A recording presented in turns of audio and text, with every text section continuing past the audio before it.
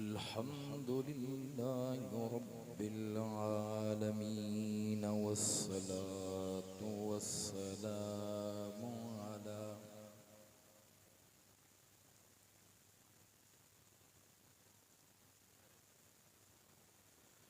वस्सलातु वस्सलामु अला सय्यिदिल अंबिया'i वल मुरसलीन।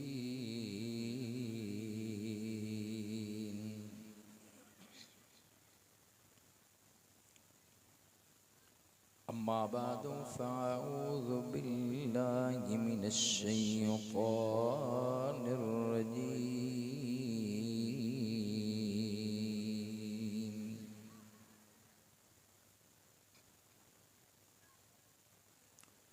बिस्मिल्लाहिर रहमानिर रहीम।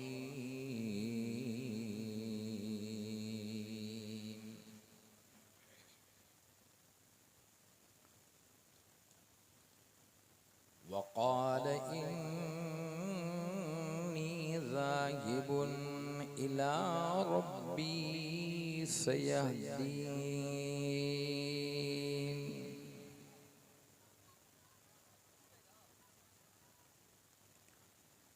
Rabbi humbly minus सालिहीन फबश्शरनाहु बिग़ुलामिन haleem.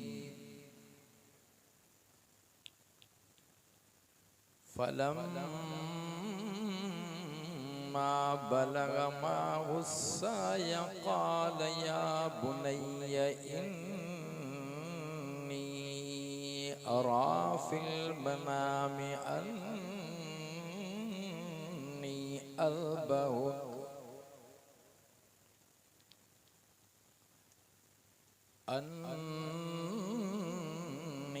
अज़बहुक फन्ज़ुर Maaza तरा।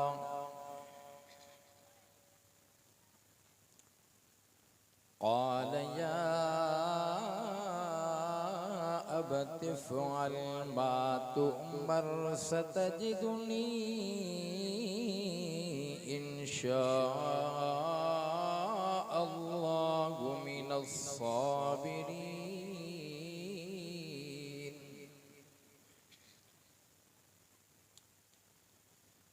क़ाल अल्लाहु तबारक व तआला फ़ी कलामिल क़दीम वल फ़ुरक़ानिल हमीद। रब्बना इन्नी अस्कन्तु मिन ज़ुर्रिय्यती बिवादिन ग़ैरि ज़ी ज़रअ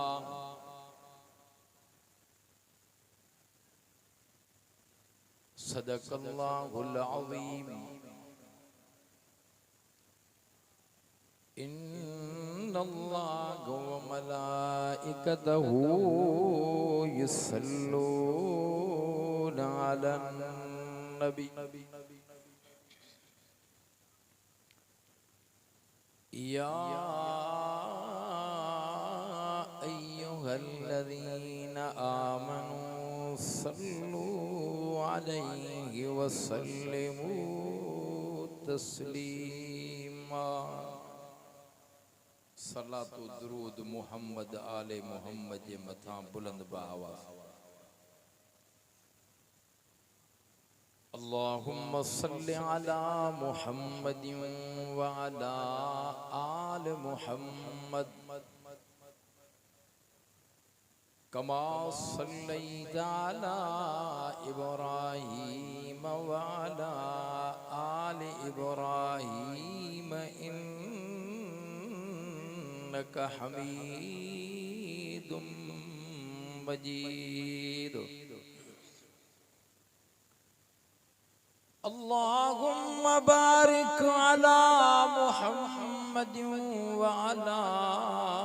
आल मुहम्मदिन कमा बारकता अला इब्राहीम व अला आल इब्राहीम इन्नका हमीदुम मजीद।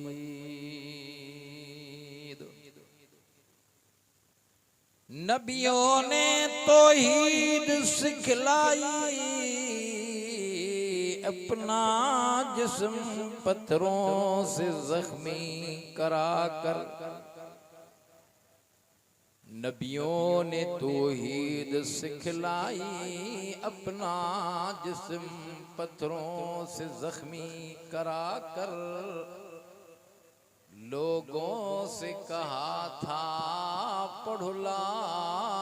इलाहा इल्लल्लाह, खुदा के सिवा दाता कोई नहीं है। आज भी हो इब्राहीम जैसा ईमान पैदा, आज भी हो इब्राहीम जैसा ईमान पैदा। आग कर सकती है अंदाज़े गुलिस्तां पैदा। या इलाही बख्श दे मुझको गुनहगार समझ कर, मैं बख्शवाता हूँ तुझसे गफार समझ कर।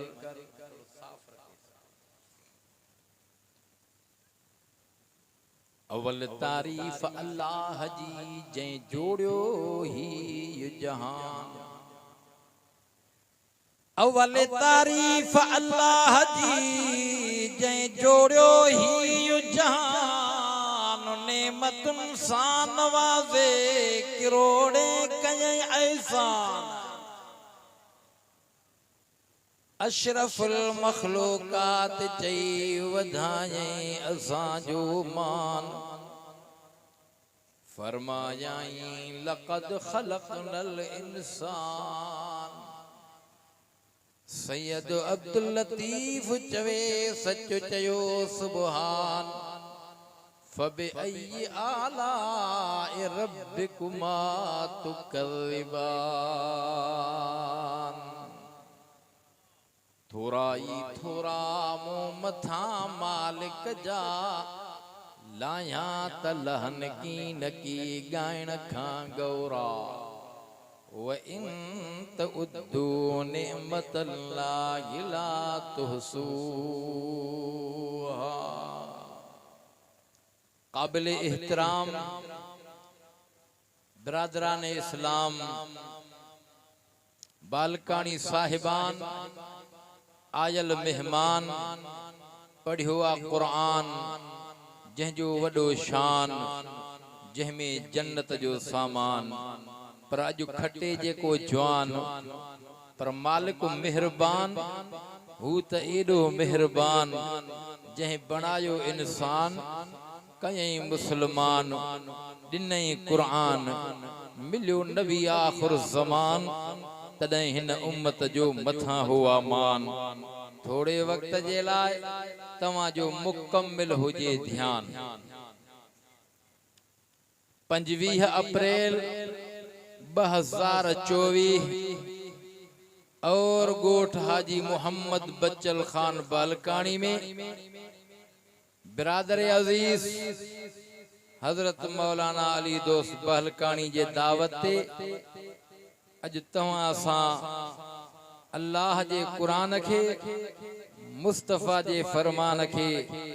ॿुधण जे नियत ऐं ॿुधाइण जे नियत सां वेठा हूं।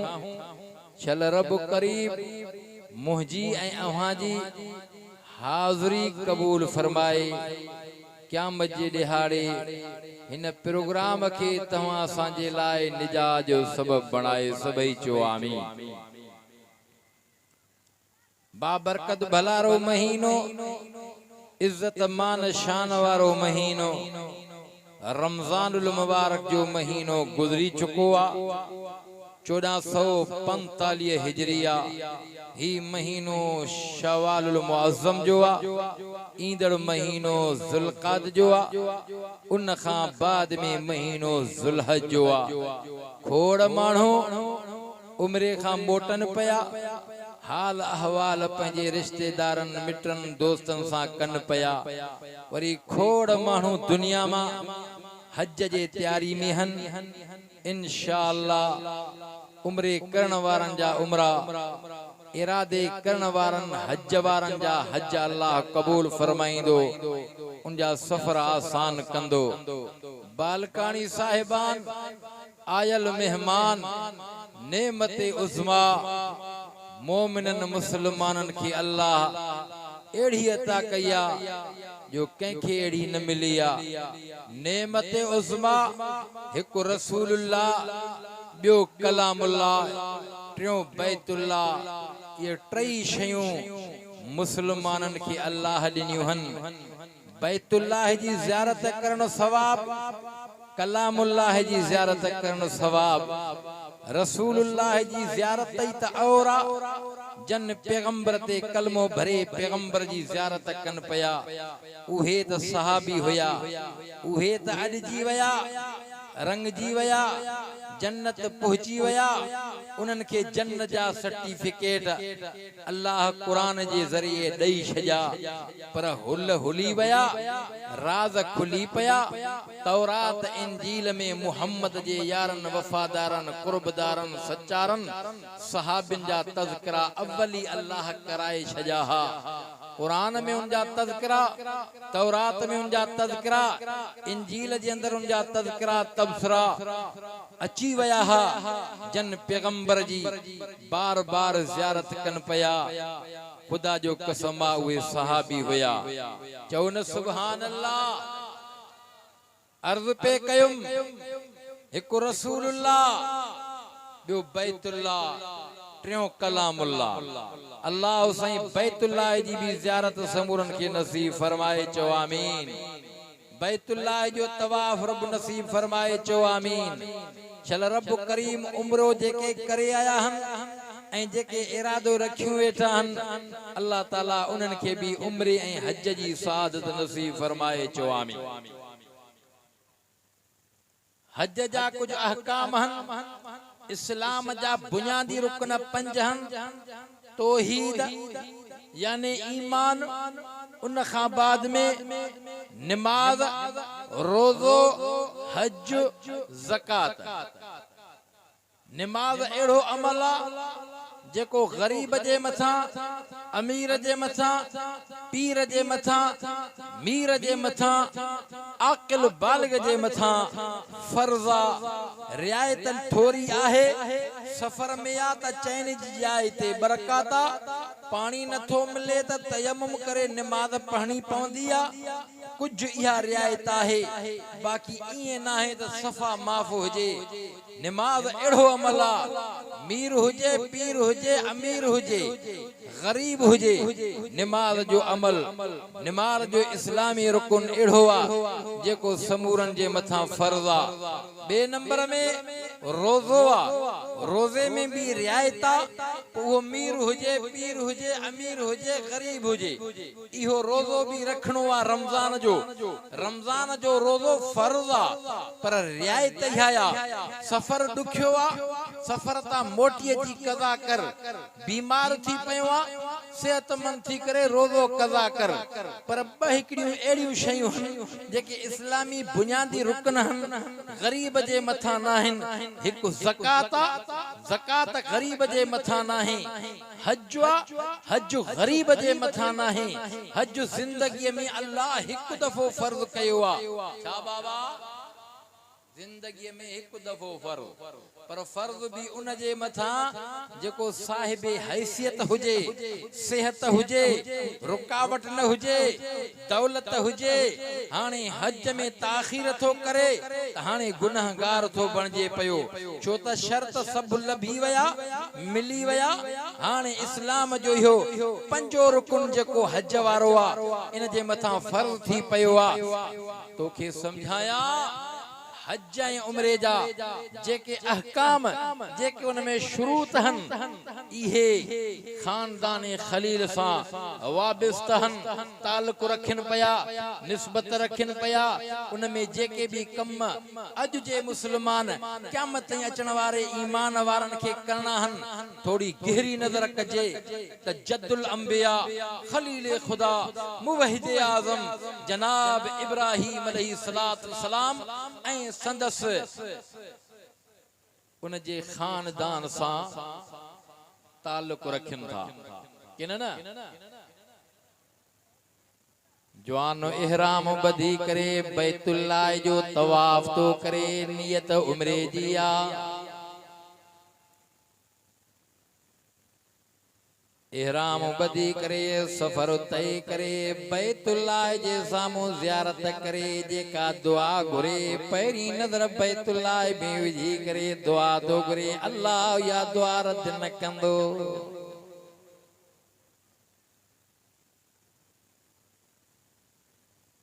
उमरे जे अंदर टे शयूं जरूरी हन लाज़मी हन हिकु त नियत करे इहराम बधी करे काबतुल्लाह जे वेझो वञी करे 7 चक्र काबे जा ॾे हिकड़ो जरूरी अमल हुयो इहराम वारो ॿियो जरूरी अमल हुयो काबे के 7 चक्र ॾियण वारो टियों इहराम बधी करे साॻी पोजीशन में बैतुल्लाह जो तवाफ करे सफा मरवा वञी 7 चक्र ॾे बाद में मथो कुड़ाए इहराम लाहे उमरो अदा थी वयो हाणे थोड़ो गौर फिक्र कयो यकीनन इहराम वारे हालत में मकाम इब्राहीम ते नफल पढ़ण भी सुठो अमला बेहतर अमला जरूरी आ पर जे नथो पढ़े त उमरो थी वेंदो आ पर अमल भलो आ टे जरूरी अहकाम होया जेके पूरा कये उमरो अदा थी वेंदो आ काबतुल्लाह जा 7 चक्र ॾेई करे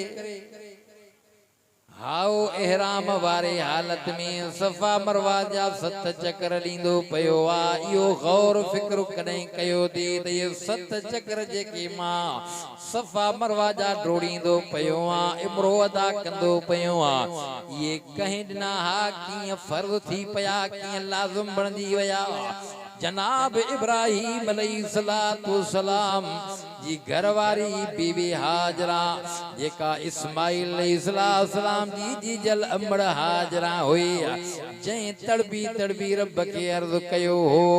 हा अचे सफा वारे चोटीअ ते बीही करे निहारे पई उतां भॼी करे जंहिं जाइ ते अम्मा हाजरा डुकी भॻी उते हुकुम अची वियो त तव्हांखे बि हितां तेज़ हलणो पवंदो हा सफा खां मरवा मरवा खां सफा सफा खां मरवा 7 चक्र पूरा थी विया इहे अम्मा हाजरा डुकिया हुया भगिया तेज तेज हलिया मंजर शाह हिकमत केड़ी आ राज केड़ो आ तोखे ख़बर आ त जद्दुल अंबिया खलील खुदा मुवहिद आज़म जनाब इब्राहीम अलैहिस्सलाम का अल्लाह तरह तरह जा इम्तिहान वरता रब तो फरमाए मिड़नी इम्तिहान में कामयाब थी वयो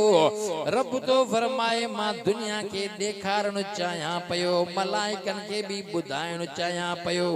इन्हनि इंसानन मझायो इंसान खलीलुल्लाह होयो ओ जेको सब कुछ मां रब जे नाले ते कुर्बान करे पयो केडो भी इम्तिहान वरतो माज पे इम्तिहान में संदरो बदी करे मैदान में अचे पयो हेडे हुकुम मिली वयो खलील जीव जलील खलील पंहिंजे बाबे के भी तौहीद बुझा इक्तिदारे हुकूमत निमरूद के भी तौहीद बुधाए बुधाए त रब हुआ जेको कायनात पूरी मखलूकात जो मालिक खालिका निमरूद जे सामो भी करे जनाब इब्राहीम अलैहिस्सलाम अल्लाह जी तौहीद बयान कया मुनाज़रो मुकाबलो वक्त जे पाशा सां थी पयो आ उन मुनाज़रे मुकाबले में भी इब्राहीम अलैहिस्सलाम सलाम सुरखरू थी वयो आहा ला जवाब करे छजाई निमरूद के किसो सूरत बकरा जे अंदर इन मंदिर के अल्लाह वज़ा सा जिक्र कयो ओ बालकानी साहिबान तंगवानी इर्द गिर्द जा आयल मुसलमान जेकरे मां तफसील में विंदुम हिक हिक गाल के तफसील सा खणदुम त बयान अध में रहिजी विंदो मकसद वारी गाल ते न पुजी सघंदा से उलमा खां वाक़या किस्सा कुरान जे ज़रिए बुधा हुंदई जनाब इब्राहिम अलैहिस्सलाम वक्त जे बादशाह निमरूद के ला जवाब किए तो करे जेको निमरूद चवे पयो मां भी रब्बवा मारी दो जियारी दो मां भी वो भी कारनामो करे खलील के देखाए हजरत इब्राहिम अलैहिस्सलाम चे ओ निमरूद जालिम रब्बवा जेको कायनात अर्ज़ समा जो मालिका जेको औलादा सिज के लाहींदो आ ओ भरडा उभारी दो जे करे तो के ताकत आयात जेको सिज ज़ाहिर तो थे निकरे थो तो ओभर डाउ थे दो पयो इन सिज के अल्लाह जे हुक्म सा हलणो तो पवे पयो जे करे तो के ताकत आत औलादा सिज के उभार रब कुरान में जिक्र कयो आ फबुहितल्लज़ी कफर रब दो फरमाए निमरूद वटे कोई जवाब कोन हो ला जवाब थी वयो हलंदे हलंदे वरी बियो इम्तिहान रब जे तरफा थी वयो खलील जी जलील जेके मड़िए जे अंदर इन मंदिर जे अंदर निमरूद जे आइन बादशाही जे अंदर बुत पयान सारा टोड़े ने भञे ने हजरत इब्राहिम अलैहिस्सलाम मौके जो ताड़ में हुयो मौके वठी करे जनाब इब्राहिम अलैहिस्सलाम न बुतन के टोड़ियो निमरूद उन महफिल मा मोटी उन इजलास मा मोटी उन मेले ता मोटी करे डिठो त जा बुत सारा भगा पयान निमरूद पुछा कई हे शा खल्क चवे पई सही आज़र जो बचड़ो जंहिंजो नालो इब्राहिम पोया पान सा गड न हलियो पोयो वाका दई चवे पयो त तमा पासो जो मुके वज मिले त मां सारा बुत टोड़िया अल्लाह जो नबी हजरत इब्राहिम अलैहिस्सलाम या गाल करे पयो तल्लाहिल अकीदन अस्नामकुम अंतु वल्लो मुदबिरी इन मंदिर के रब कुरान में जिक्र कयो आ निमरूद चयो आ पंहिंजी कौम रैयत के त मां खुदाया इब्राहिम खलील के पकड़े अचो इब्राहिम अलैहिस्सलाम वठी आयो आ निमरूद जे सामो वरी मुनाज़रो मुकाबलो थींदो पयो आ निमरूद पुछा कंदो पयो आ ओ आज़र जा बचड़ा इब्राहिम ॿुधाए असां जे माबूदन सां तादीयत तो कया जनाब इब्राहिम अलैहिस्सलाम उते खुतो जवाब दई करे चवे तो ओ जालिम निमरूद अन्या भी अकुल कोन थी समझ कोन थी मुखा तो पुछा करे ए जेके तमा जा इलाह माबूद मड़िए जे अंदर हा इनन खां पुछा कर त तमा सा वारदात कह कया तमा के टोड़ियो भगो कहिया आहा जे ये न था गलाए सगन पा ये मरी वया हन त जे जे कुले ते कुहाड़ो आ जेको वडो पुता उन खां सवाल कर इते भी जवाब निमरूद वटे कोन होयो शा चवे शा गालाए पंजी रैयत कौम के चमन लगो जो तवा जा माबूद मजलूम हन पंजे माबूदन जी मदद कयो साईं शा कयो चे अजो इब्राहिम सा उआ वारदास कनिया वडी बाहि बारियो आड़ा गड्डु कयो आड़ा गड्डु थींदो पयो आड़ा के बाहि दिनी वया इब्राहिम अलैहिस्सलाम गिरफ्तार आ वडो चोडेल याने पी गटाई वया अब्बो भी मुखालिफ इक्तिदारे हुकूमत भी मुखालिफा हजरत इब्राहिम अलैहिस्सलाम के जने आड़ा में सटियो थो वनी पयो विधो थो वनी पयो इन मंदिर के मलाइकन भी डिठो रिवाजा जे अंदर चे तो मलाइकन का रड़ियों निकरी वयूं हे अल्लाह जो नबी खलील आड़ा में सटियो वयो इते रब जो अमर अची वयो बाय के हुक्म मिली वयो इन मंदिर के रब कुरान में जिक्र कयो फरमाया या नारकुनी बरदौ सलामा अला इब्राहिम बाय नॉर्मल थी वन थदी थी वन मुतवस्सित थी वजन आ बाय थदी थी वया चौधारी बावी पर अंदर गुलजार हो खलील गुलजार में रब जो दीदार पसे पयो दीदार करे पयो रिवायात जे अंदर ईंदो आ इब्राहिम अलैहिस्सलाम जी जॾहिं उम्र वधी वई 80-82 साल थी वई पोढ़ो थी पयो रब के हाणे अर्ज़ करे पयो मुंहिंजा मौला हाणे मां त ॾाढो कमज़ोर ज़ईफ़ थी वयो आहियां पोड़प वठी वई आहे मुंहिंजा मौला हाणे महिरबानी फरमाए मां पंहिंजे हाल खे बि ॾिसां थो रब को वाली वारद पयो पैदा फरमाए जेको तौहीद बयान करे मुंहिंजा अल्लाह हाणे बचड़े वारी नेमत था फरमाए साईं इब्राहिम खलील जे दुआ के कुरान में ज़िक्र कयो आहे हज़रत इब्राहिम अलैहिस्सलाम रब के हीअं चयो आहे फरमायई रब हबली मिनस सालिहीन रब हबली मिनस सालिहीन मथों बिशारत भी मिले पई आवाज तो अचे पयो जिब्राइल खुशखबरी खणी दो पयो आ ओ खलील तुझी दुआ रब कबूल कया फबशरना बिगुलाबिन हलीम खलील तुझी दुआ अल्लाह मंजूर कया रब तो के बच्चो दींदो पर एड़ो बच्चो हुंदो जो नबी हुंदो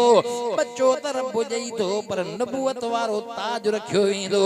यानी नबूवत वारी डिग्री उनके अता कई वेंदी आ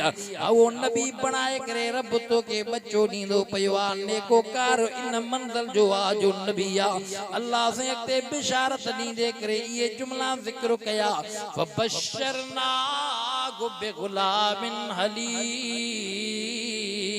खलील अल्लाह तो के बच्चो बुर्दबार दींदो पयो आ हलीम बच्चो दींदो पयो आ फरमा बरदार बच्चो दींदो पयो आ दुआ घुरे मौला नेकोकार बच्चो दे अल्लाह बिशारत मोकली खलील नेकोकार त इन मंजिल जो हुंदो जो नबी नबियन खां वधीक को ॿियो नेकोकार थींदो आहे छा खलील दुआ तुझी मुकम्मिल न हुई तो नेकोकार बच्चो घुरियो आ पर बुर्दबार हलीम फरमा बरदार बच्चो थो जा अबा नेकोकार बच्चो हुजे पी जो ना फरमान हुजे त पो ये भी चंरो छोरो नमाज़ा पढ़े रोजा रखे तहज्जुद पढ़े पर पी मां जो चवण न वठे जंहिंखे ख़बर घरूली न हुजे ॿियो चवे यार इहो माण्हू त मां ॾिठुम छोकिरो नौजवान तहज्जुद इशराक नमाज़ूं हा वॾो तहज्जुद गुज़ार आ इशराक पढ़ंदो पयो आ ज़िक्र फ़िक्र में लॻो पयो आ वाह जे नेक आ पर जंहिंखे ख़बर हूंदी पढ़ नेक त आहे पर पीउ माउ जो ना फरमान आ पीउ माउ जो चवण न वठंदो आ हा इते ॻाल्हि कसी थी पई न इब्राहिम अलैहिस्सलाम दुआ घुरी तव्हां सां भी दुआऊं घुरंदा आहियूं हमरा पे दुआ घुरे मौला पुट ॾे चरियो खरियो भी पुट ॾे छो त न्याणनि खां या असांखे नफ़रत खुदा जो कसम आ पुट नेमत थी न्याणी अल्लाह जी रहमत थी न्याणी मिलई त ईअं ख़ुशी कजांइ जीअं पुट ते ख़ुशी कंदो आ ॾमर न कजां समझो था ना अल्लाह जी रज़ा ते राज़ी रह जाए न्याणी अल्लाह जी रहमत थी पुट जमे खल्क मुबारक दे जे न्याणी जमे कोई तोखे मुबारक न दे रसूलुल्लाह मुबारक दई छड़िया साईं चई छजो आ साईं फरमायो आ न्याणी जे जमण ते मां मोहम्मद उनखे मुबारक ॾिनियो थो वञा चओ न सुभान अल्लाह अबा दुआ घुरंदा कयो पर दुआ भी एड़ी न हुजे हा जेडो रब तेडो आसरो दुआ घुरंदा कयो मौला ने को सकार साले फरमा बरदार ज़हीन बच्चो दे चरियो खरियो छो दो अल्लाह को घुरे ये सबक है ना हजरत इब्राहिम अलैहिस्सलाम दुआ दो घुरे रब्बे हबली मिनस सालिहीन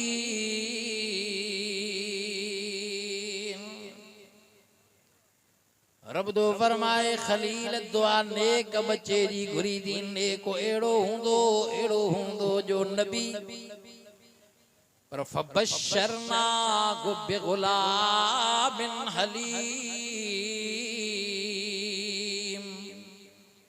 ओ खलील हलीम बच्चो तो जाए बुर्दबार बच्चो तो जाए फरमा बरदार बच्चो तो जाए इब्राहिम अलैहिस्सलाम के रब बच्चो अता कयो आज जो नालो हजरत इस्माइल अलैहिस्सलाम बच्चो त मिली वयो पोढ़प में बच्चो अल्लाह अता कयो यकीनन औलाद सा मोहब्बत थींदी आ पुछो नन का जन के औलाद नाही वरी पुछो औलाद जो कदरुन के जेके 20 25 30 सालन खां बाद में औलाद थी अन्या गाल समझाया पुछो न खा जंजी 80 साल उम्र थे औलाद जलाए सिकंदो पयो आ चंदो पयो आ काज न्याणी हुजे या पुट हुजे या पोयो त नस्ल हुजे या पोयो औलाद हुजे हा पर जे करे 70 80 साल में बच्चो पैदा थे न्याणी या पुट केडी न खुशी दींदी औलाद सा केडी न मोहब्बत थींदी अज खलील इब्राहिम अलैहिस्सलाम जी उम्र वधी वया रब करीम के अर्ज कंदो पयो आ मालिक मेहरबान थी पयो आ बच्चो मिली वयो आ बच्चे सा मोहब्बत एड़ी कंदो पयो आ वरी अल्लाह आजमाइश में विझंदो पयो आ खलील जी जलील इन तुझे दिल में बच्चे जी मोहब्बत वधंदी थी वने तू मुझो दोस्त आ तू मुझो खलील आ हाने पंहिंजी घरवारी बच्चे के एड़ी जाए ते छड़े आ जाते का वसम न हुजे हजरत इब्राहिम अलैहिस्सलाम पंहिंजी घरवारी बच्चे इस्माइल के खणी करे निकतो आ शाम का सवारी हलंदी थी अचे भई एकड़ा गोठड़ा नजर आया जबल जो पंदो वादी जे अंदर कुछ बैतुल्लाह का पग भरो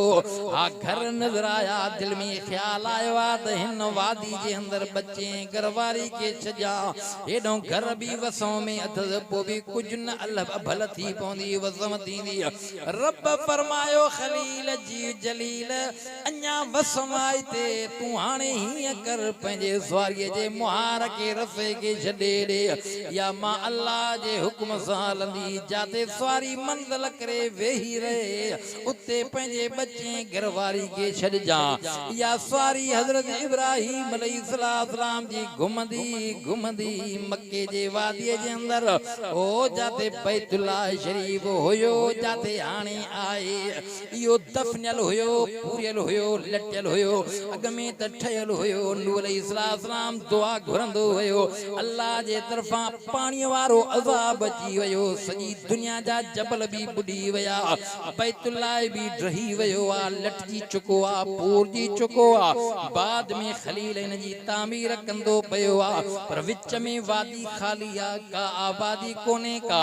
या सवारी हलंदे हलंदे न वादी मुकद्दस में काबतुल्लाह जे करीब जाते ज़मज़म जो खूह आए ते सारी वेही रही आ इब्राहिम अलैहिस्सलाम पंजे घरवारी बचड़े के इन जाए ते छडे करे वापस शाम मोटंदो पयो आ हिय थोड़ो पर भरो थी करे सफा मरवा जबलन का क्रास करे हिय पोइ ते निहारींदो पयो आ त घरवारी बच्चो नजर को नथो अचे पयो इते रब के अर्ज तो करे त्राखणी करे मालिक के बादाए तो मुझा मौला तुझो हुक्म मुझा अल्लाह बया पान वैरान वादी में बच्चे घरवारी के सजू तो वजा मुझा रब करीम हाने पारत दी पर मुझी दिल जी ख्वाहिश आया इन वादी के सरसब्ज कजाए इन वादी के आबाद कजाए खलील जी दुआ भी अल्लाह कुरान में जिक्र किया दुआ तो गुरे रब्बना इन्नी अस्कंतु मिन ज़ुर्रियती बिवादिन गैर ज़ी ज़रआ खलील जी दुआ कबूल थी वई हाओ आबादी शुरू थी वई पर कुछ माल खां बाद में कुछ वक्त खां बाद में पाण शाम हलियो आयो आ बीबी हाजरा सां जेको गॾु पाणी हो जेको राशन पाणी हो खपी वयो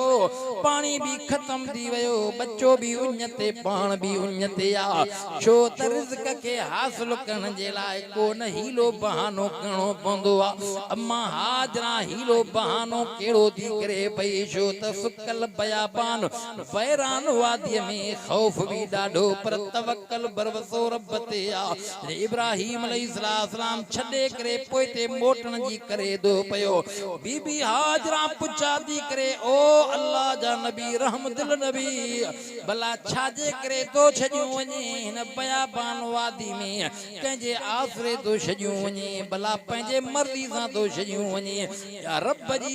मर्ज़ी या रब जो हुकुम आ हज़रत इब्राहिम अलैहिस्सलाम के इन महल में हुकुम ॻाल्हाइण जो कोन हो इशारो करे तो आओ ओ बीबी साहिब रब जो हुकुम आ अम्मा हाजरा जे ईमान ते नज़र कजाए अकीदे ते नज़र कजाए गौर फिक्र कजाए एडो सब्र ऐं तहम्मुल जो मुज़ाहिरो कंदे चवे थी ओ अल्लाह जा नबी जे रब जो हुकुम दिए रब जे आसरे छॾियो थो वञे त रब मूंखे भी कोन छॾींदो रब मुंहिंजी सार संभार कंदो तोखे हाणे इजाज़त आ वाह अम्मा हाजरा तुझी बुर्दबारी हाणे पाणी त खपी वयो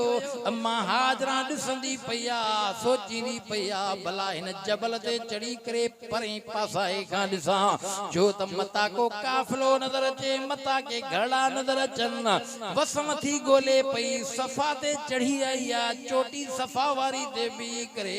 चौधारी निहारींदी पई आ हेॾे बच्चो इन जाइ ते पियो आ वरी लथी आ वसम कोन नज़र आई वरी हलंदे हलंदे जबल तां लांदे लांदे जॾहिं विच वादी में इन जाइ ते आई त बच्चे ते भी निगाह नज़र आ बच्चो अखियुनि खां उलझी वियो नज़र कोन पियो अचे इते अम्मा हाजरा ॾाढी तेज़ रफ़्तार सां डुकी करे अॻिते वधी त वरी बच्चो नज़र आयो वरी मरवा वारी चोटीअ ते चढ़ी आई वरी उते भी नज़र का शइ न आई आ वरी उतां भगी आ वरी सफ़ा ते वरी सफ़ा खां मरवा ते इन जाइ ते जेके 7 चक्कर अम्मा हाजरा ॾिना पए इन जाइ ते बच्चो निगाह खां दूर पियो अचे न नज़र पियो अचे ते ॾाढो डुके पई इन मंज़र के अल्लाह क़ुरान में भी ज़िक्र कयो आ पर बीबी हाजरा जे डुकण के अल्लाह एडो महबूब ऐं मक़बूल कयो आ अल्लाह क़ुरान में भी ज़िक्र कयो आ फरमाए इन सफ़ा वल मरवा मिन शाइरिल्लाह ओ मुझी बानड़ी परेशान न थी रब कुरान में भी जिक्र कयो उन मल में जिब्राइल अची वयो आवाज दींदो पयो आ अल्लाह जी बानड़ी परेशान न थी तुझो डुकण अल्लाह के ॾाढो महबूब पसंद लगो आ पानी जे करे तू तड़पी रही आ ओ बीबी साहिब पंहिंजे बच्चे दे वञ त अल्लाह उते इंतजाम कंदो पयो आ इंतजाम थी वयो आ अम्मा हाजरा उते लही करे मरवा खां सिधो बच्चे दे आई त बच्चो तड़पे पयो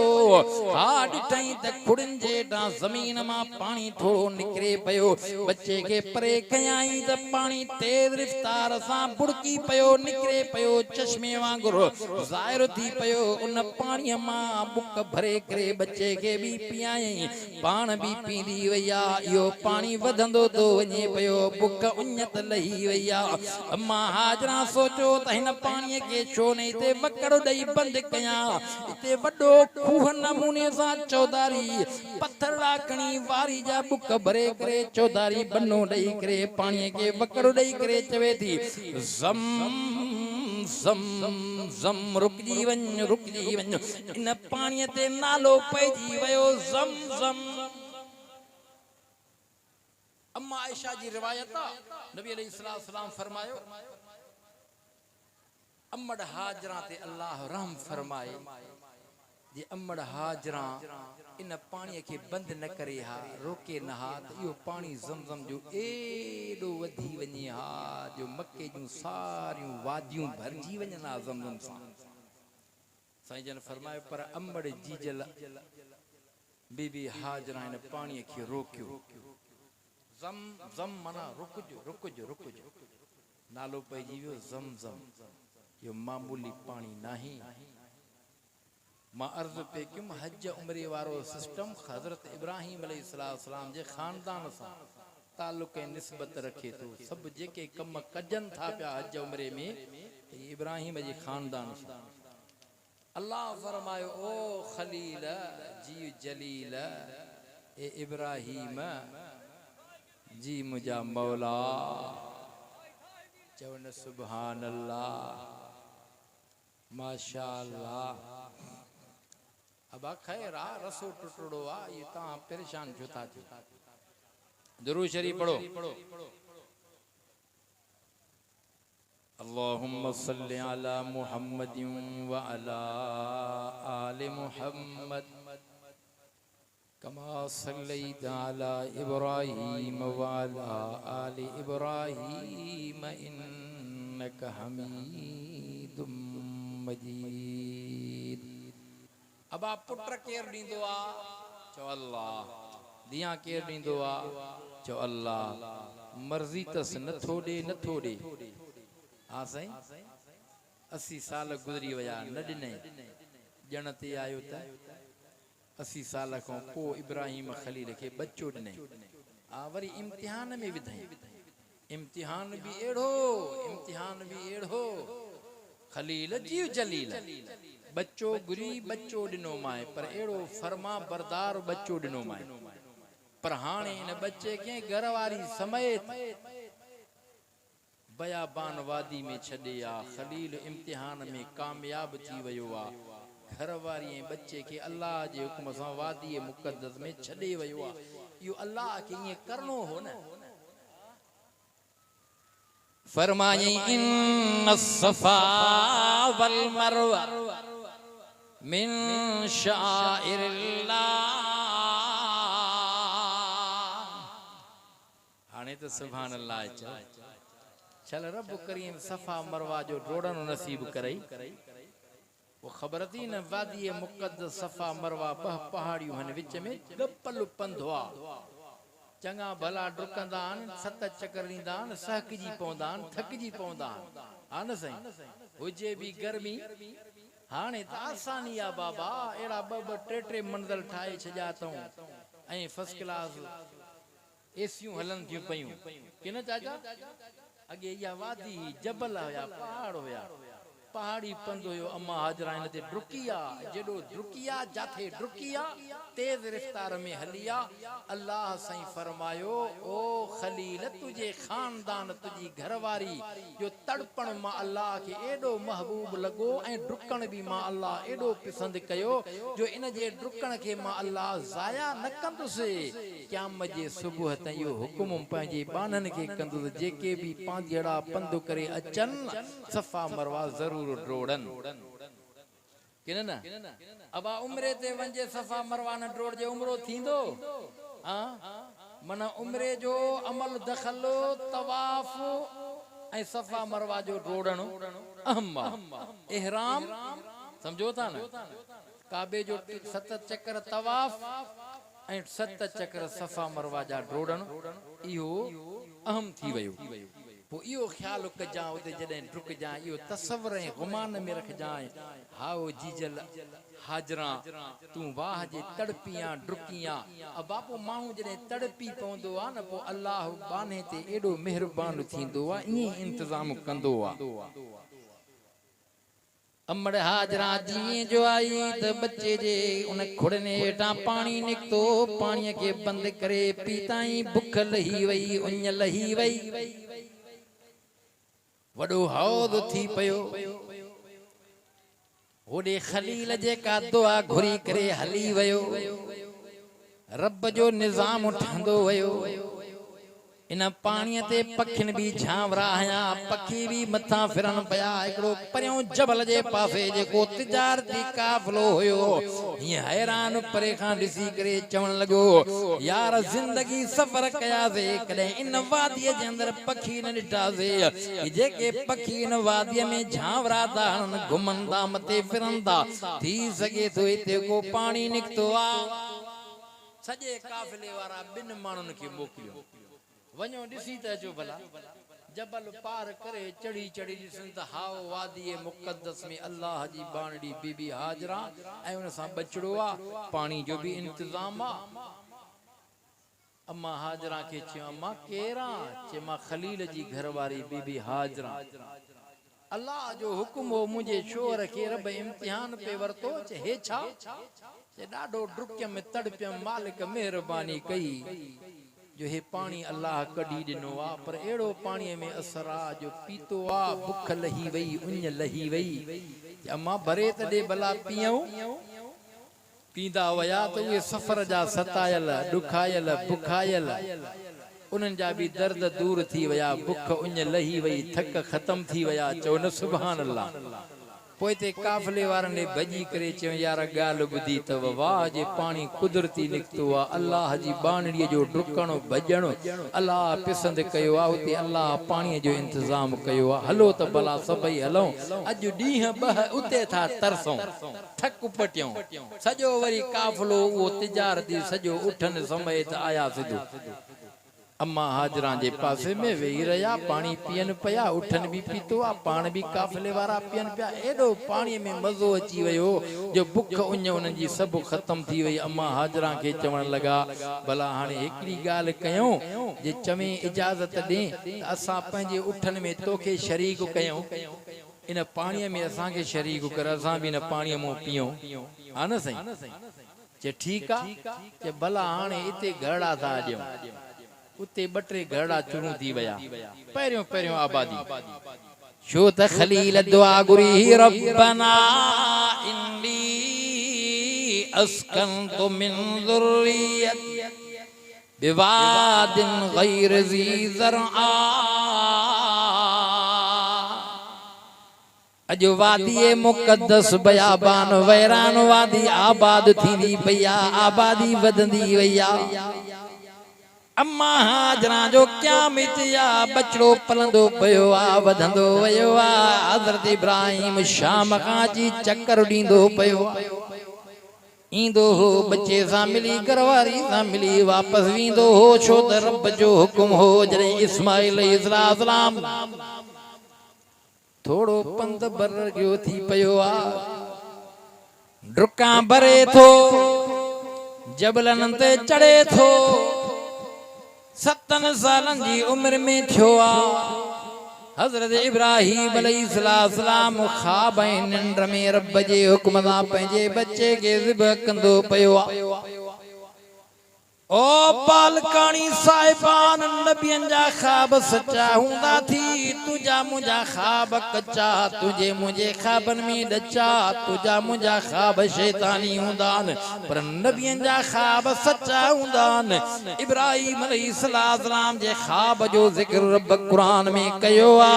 हजरत इब्राहिम अलैहिस्सलाम निंड में ख्वाब में दिसंदो पयो आ मुखे रब जो हुकुम मिली वयो आ मां पंहिंजे बच्चे के कंदो पयो आ जाग थी वई सुबह थी आ बच्चे के चवंदो पयो आ ओ बच्चा गाल बुधी दी माके अल्लाह जो हुक्म रात ख्वाब में थियो मां त तोके ज़िबह पियो कया हाने जाग थी वई आ हाने तुजी मर्ज़ी शाया रब इन मंदर के कुरान में जिक्र कयो आ फरमायई फलम्मा बलग मा गुस्साया قال يا بني إني أرى في المنام أني أذبحك فانظر ماذا ترى ये जुमला खलील जा होया रब कुरान में जिक्र कया रब चवंदो पयो आ तोखे मुखे समझाईंदो पयो आ जने खलीलो हा हा निंड में आ जने बच्चो न जो पंध करण वारो थी पयो आ जबलन ते डुका भरींदो पयो आ होयो त सगीर नंढो 7 सालन जी उम्र में पर वाह जे बाबे के जुमला थो चवे जवाब थो दे पयो रब उए फरमा बरदारी वारा जुमला कुरान में जिक्र कया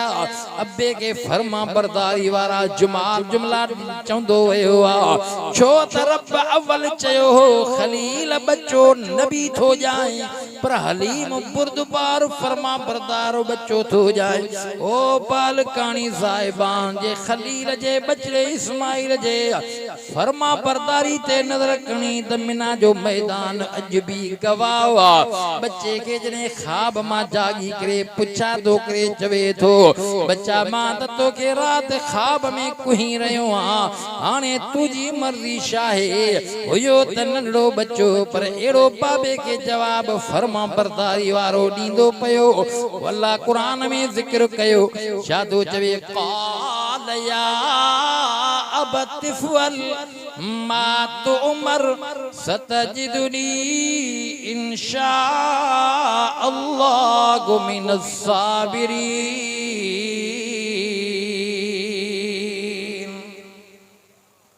बाबा जे रब जो हुकुम थी त देर न कर बाबा तू कुहण जे लाए तैयार थी मां कुसण जे लाए तैयार खुदा जो कसम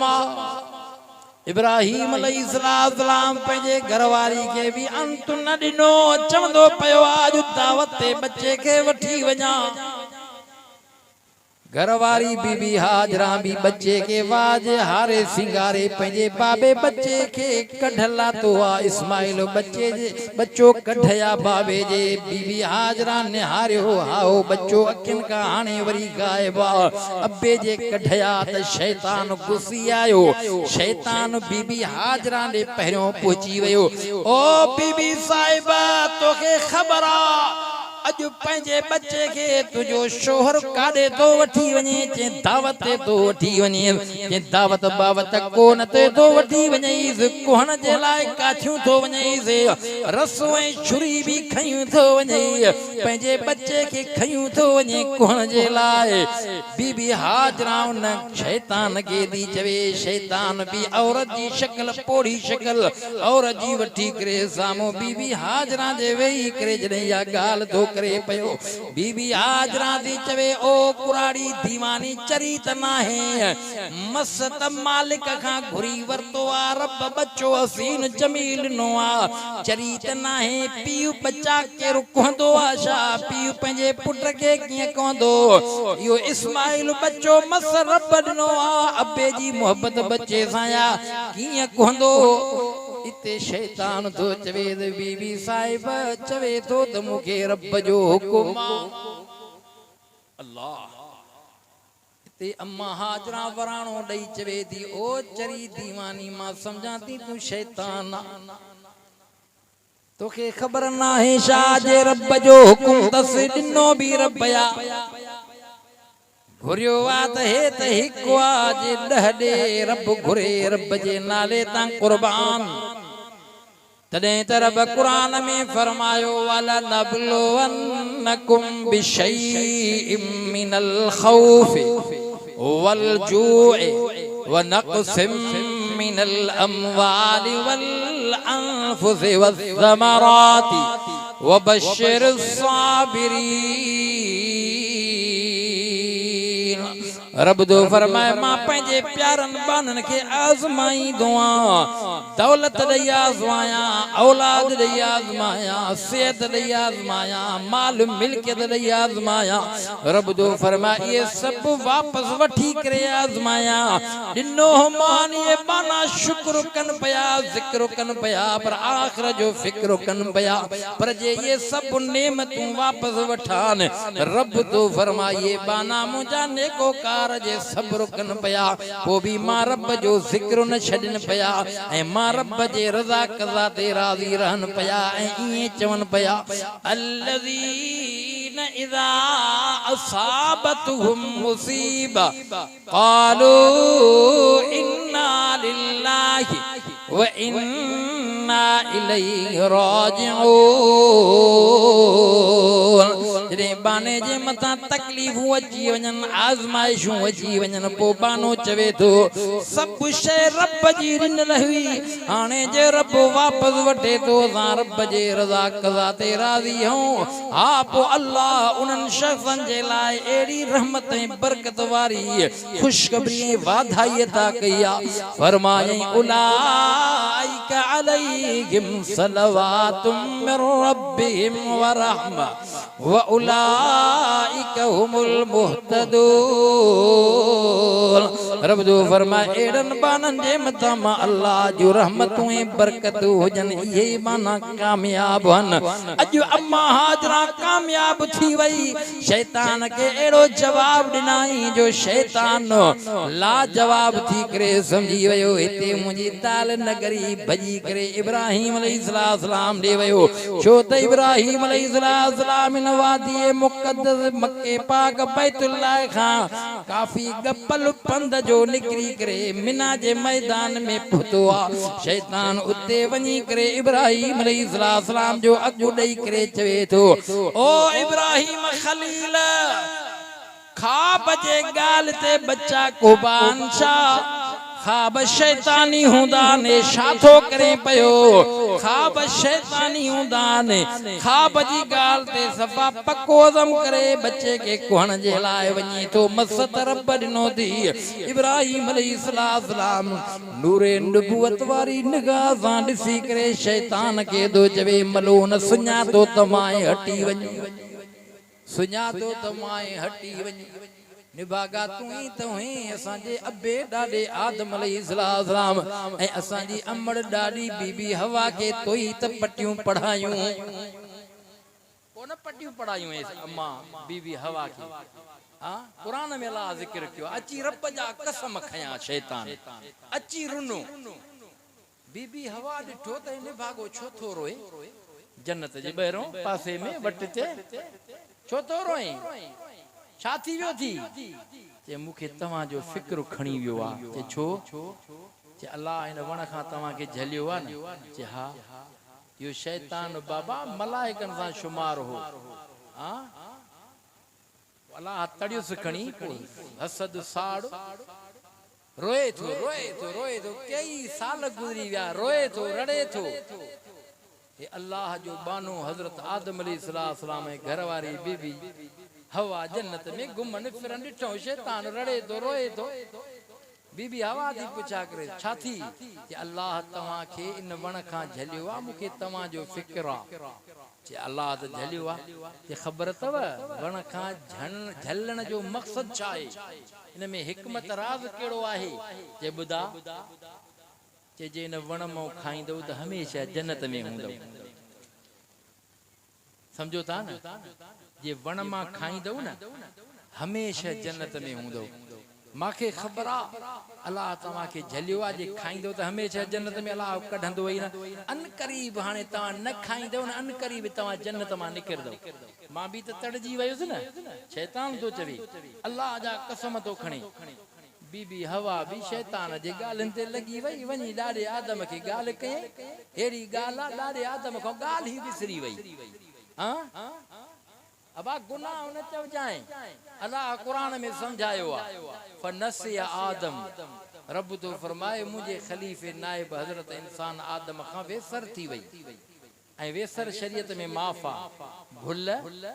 माफा अल्लाह तो फरमाए भुली पयो विसरी वयो गाल ज़हन मां लही वई समझो था न वण मां खाई वेठो बई खाईंदा वया अल्लाह फरमायो एहबित लव आने जन्नत मां शैतान वाह जे वारो कयो अल्लाह तने चयो ओ आदम जी औलाद इन्नहु लकुम अदुव्वुम मुबीन यो पधरो दुश्मन तव इन पंहिंजे दुश्मन जो ख्याल कजो तोड़े जो तव्हां के सुठी गाल सिंगारे सामू रखे को भी खतरो समझो इन में को न को नुकसान आ अल्लाह तो जो दुश्मन तव हजरत इब्राहिम अलैहिस्सलाम के जो चवे इब्राहिम खलील हिकड़ो अल्लाह मसद बच्चो दिनो थी उम्र गुजरी वई थी पोड़ो थी वयो आ ए ख्वाब जी गाल ते पुट के कोण जे लाए सफा संभरी पयो आ हां ख्वाब शैतानी हुंदो आ अल्लाह जो नबी जद्दुल अंबिया खलील खुदा मुवहिद आजम नूरानी नबूवत सां ॾिसे थो निगाह नजर फेरे थो सुञातो तमाए शैताना हटी वञ शैतान समझो वञ बेहा सुञाणे वरतई बिही रहियो आड़ ॾेई करे समझो था न रूप एड़ो वठी वेठो जे न छॾींदो मां अॻिते वधणो न ॾींदो मां पुट कुहण न ॾींदो मां अल्लाह के अर्ज़ के मौला मां त ख़्वाब जी ॻाल्हि ते तुंहिंजे हुकुम ते बचे खे सफ़ा कोण जो अज़म कयो आहे पोइ ते कोन थो वठां पर अॻियां रुकावट आहे मौला अलाह खे कुहाइणो कोन हो इम्तिहान वठणो हो न खणी इतो ई मोटी पवे हा शैतान जे ॻाल्हि खे ॿुधी करे पोइ ते वापसि थिए हा बाबा ठहियो ख़्वाब जी ॻाल्हि आहे न पाण परेशान थी बीही रहियो रब साईं जिब्राईल खे हुकुम फरमायो जिब्राईल जी रब्बे जलील वञ मुंहिंजे खलील खे चओ इन इतां पथरियूं खणी करे इन मलून शैतान खे हणण तुंहिंजो कमु हज़रत इब्राहीम अलैहिस्सलाम शैतान के पथरियूं वयूं शैतान जख्मी थी पयो उतां जौं पड़ई करे हटी करे वरी थोरो अग भरो थी पयो वरी रुकावट बणजी पयो वरी उते भी अटैक कयाई उते भी इब्राहीम अलैहिस्सलाम पथरियूं खणी आयो वरी टी जाए ते भी शैतान छडे नथो ओ जने शैतान डाडो जख्मी थी पयो चिकना चूर थी पयो समझी वयो त इब्राहीम अलैहिस्सलाम कुहण का कोन मुड़ंदो आणे पाण जाने इन टिन जाइन ते इब्राहीम अलैहिस्सलाम शैतान के पथरियूं वयूं रब के वे पथरियूं एडियूं पिसंद लगी वयूं जो मोहम्मद करीम के हुकुम कयाई मुजा महबूब जे के भी पांधेड़ा तुजा उम्मती ईमानदार हज ते अचन त शैतान के पथरियूं हणन यो अमल भी हां चलो ठीक आ शैतान जी रुकावट खत्म मिना जे मैदान मां क्राल जबल उहा जाए भी अज मौजूद आ छा मंजर हुंदो यार अल्लाह अकबर ये तफसीरन में भी अचे थो रिवायात जे अंदर अचे थो बच्चा वरी एक बे सां सलाह कन पया बच्चो चवंदो पयो आ बाबा तू पंहिंजे अखियुनि ते पटी रख मूंखे पेशानी भर लेटा पोइ मथों छुरी वहा हा साईं दस्तूर त ईअं आहे सीर हेॾां ॾिबी आहे ईअं न साईं पर हिते ईअं नाहे पेशानी भर बच्चे खे लेटाईंदो पियो आहे छुरी हेॾां कंध तां वहाईंदो पियो आहे तॾहिं चवंदा आहियूं अदा कंधु कपजी वञे जवान न मुड़ंदो ईअं न साईं इन मंज़र खे रब क़ुरान में ज़िक्र कयो आहे हाउ मुजारब यो थी अल्लाह जो हुकुम ऑर्डर बाह में सटे थो इब्राहीम अलैहिस्सलाम के केर निमरूद बाह में किरे थो बाह में सटियो वञे थो ओडो मलाइक आसमान का मंजर दिसन पया रड़ियों मलाइकन का निकरी वयूं हे खलील एडे आड़ा में सड़ी वयो पर इते अल्लाह जो झटको हुकुम ऑर्डर जे खिवण जो तजल्लो हुंदो आ न हिय जो खिवण लगे मशरिक का मगरिब ताई ये मुल्क रोशन थी वने एडो अल्लाह जो ऑर्डर बाय के छायो या नारकूनी बरदा ओ बाय थदी थी वंजाए रब जो ऑर्डर बाय के अची वयो उते जो ते थदी हेडे हाने इस्माइल के पेशानी पर लेटाईंदो पयो आ इयो मंजर मलाइकन भी डिठो पई है इस्माइल अलैहिस्सलाम के पेशानी पर लेटाए हथड़ा पैर बधी करे पंहिंजे किंदे पटी रखे करे छाजे करे पेशानी पर तो लेटाए सलाह पान में करे इन जे करे बच्चो चवे दो बाबा जे हेडा छुरी वहाई दे मां तुझे छुरी के दिसा मता इते निकली वञा मता मुजी दाह निकली वञे मता मां मुड़ी वञा मता मां इनकार कया मता इम्तिहान में पास न थियो बाबा मुखे पेशानी पर लेटाए बाबा तू पंहिंजे किंदे पटी रख जाए पो मथों छुरी वहाए जाए मता पितरी मोहब्बत जे करे बच्चे जी शक्ल शबाब के ॾिसी करे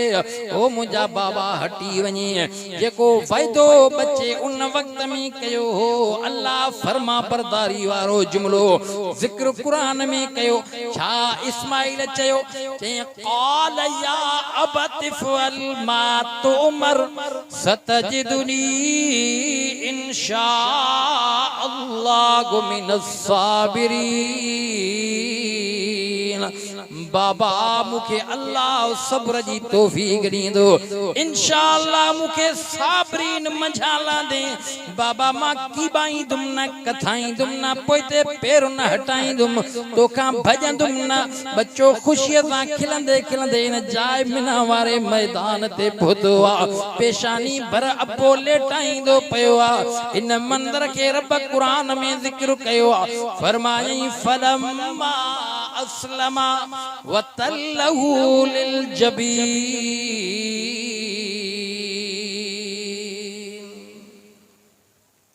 चो न सुभान अल्लाह वाकई रब तुझी जात पाका हे सफ़ा कोहण जे लाए त्यारा इस्माइल कुसण जे लाए त्यारा शुरी हेठाया इते आर्डर रब जो शुरी के इंदो पयो आ ला तक़तई न वढ जा न कुजा शुरी के गुस्से कावड़ मां इस्माइल अलैहिस्सलाम जे मथा नथी हले पर इब्राहिम अलैहिस्सलाम गुस्सो शुरी ते तो करे समझो था ना अब ॾिसदा हो त काशे न थींदी आ वकोड़ भी ना आहे पाणू ऑटोमेटिक तबियत मां जुमला निकरदा निभागे के छे ही नथी थे पई हां इस्माइल अलैहिस्सलाम जोर सां छुरी वहाए करे इब्राहिम अलैहिस्सलाम तो चे इब्राहिम अलैहिस्सलाम तिखो डाढो कयो त कटे छो नथी कटे छो नथी शुरीअ सां मुखातबा शुरीअ मां आवाज ता जन पया खलील तू त चवे तो को पर जलील जो हुकुम तो अचे न को जाए हेडो निदा थी अची नादैना गो अय्या